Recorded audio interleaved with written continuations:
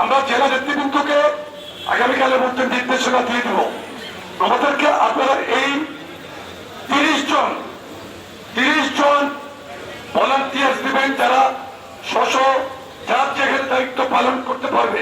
Meeting এর মধ্যে থানা ভিত্তিক এসে ঢুকবেন, সেটা প্রেসিডেন্ট, সাবেক প্রেসিডেন্ট, সেক্রেটারি এবং সিনিয়র ভাইস প্রেসিডেন্ট, সাংগঠনিক সম্পাদক এটা এনশিওর করবে যে তারা থানা ভিত্তিক কারা কিভাবে আসছে, থানা ভিত্তিক প্রোগ্রাম স্থলে আসবেন। এটা আমাদের কেন্দ্রীয় সিদ্ধান্ত, ঠিক আছে? আমরা সময় উপযোগী করার জন্য এই সিদ্ধান্তটা আমরা নিয়েছি। আরেকটা জিনিস হচ্ছে, কেউ কোন জিয়া রহমান, দেশটিতে খালেদা জিয়া, তারেক রহমান ব্যতীত কোন অন্য কারো ছবি সম্বলিত হিন্দি বা কোন ফটোকার্ড দিয়ে কিন্তু আসবেন না। এটা কিন্তু আমরা সিরিয়াসলি বলছি। আমাদের দলের যে 3 প্রাণ পুরুষ, তাদের বাইরে কারো ছবি কিন্তু আপনারা নিয়ে আসবেন না। বুঝতে পেরেছেন? আপনারা বুঝতে পেরেছেন?